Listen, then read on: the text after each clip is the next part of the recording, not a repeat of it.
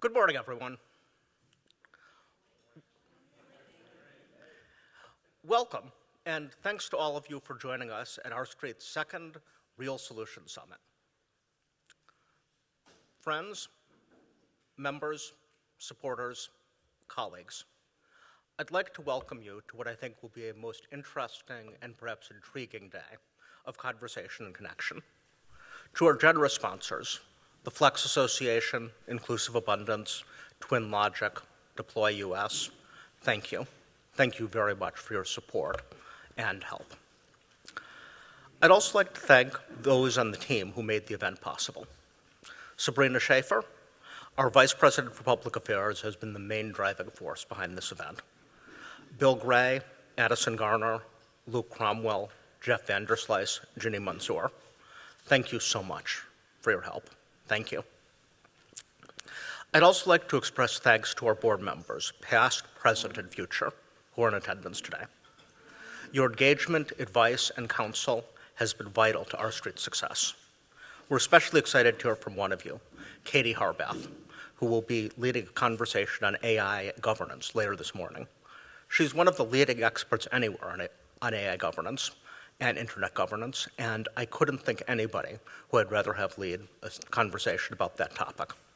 Another highlight, my partner in leading R Street, Erica Schroeder, will sit down for what promises to be a fascinating and probably pretty funny conversation with Jonah Goldberg.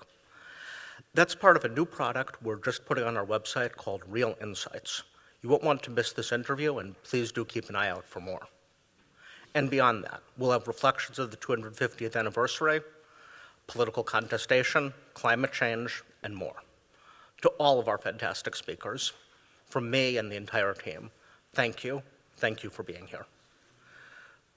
Before we launch into the program, let me just talk a small amount about where we're coming from as an institution, why we think this gathering matters. Let me start with this. While we might fairly be described as classical liberals, our goal is not to launch schemes to, say, privatize the sidewalks or install pay stations at every public drinking fountain everywhere. That's not what we're doing. It's to pursue real solutions to difficult public policy problems, solutions based on free markets and limited effective government. In doing this, we've long been known for our serious, credible work in areas like insurance, innovation policy, climate change, and elections. What we want to do is beyond the interests or views of any individual, entity, movement, or political party. But, and I want to make this clear, credibility is not the same as neutrality. As an institution, at a moment of political turmoil, chaos, and questions about the future of democratic institutions, we want to be very clear, crystal clear, about where we stand and how and where we believe we can help. In standing for free markets and limited effective government, we have favored as a state which serves first and foremost to protect people's inalienable rights, while otherwise, to quote Thomas Jefferson, leaving them free to regulate their own pursuits of industry and improvement. We want to do this a specific way as an institution. Publishing good research isn't enough. What matters also is how and where we talk about the ideas. We do that through a strong, outgoing outreach capacity on Capitol Hill, through a state outreach team that's unmatched at organizations like ours, and through events like this. We're committed to creating a space for genuine, respectful dialogue, for credible voices to have productive disagreements, for anyone who agrees with us on even one issue to collaborate. We are pragmatic in our temperament, but not in the ideas we advance. We do not and will not seek common ground for its own sake. We stand forthrightly for classical liberal principles. We're always excited when our ideas gain traction and influence the law and policies. By virtue of the temperament and our strong overriding belief in democracy, we're also proud if we have simply fulfilled a mission of nurturing civic space, where intellectual friction can lead to shared understanding, and where institutions are strong and provide a place and a voice for every American. Above all, then, today is a celebration of ideas. It's a chance to engage across perspectives, to ask hard questions, and to build new partnerships. And I hope rebuild trust in institutions.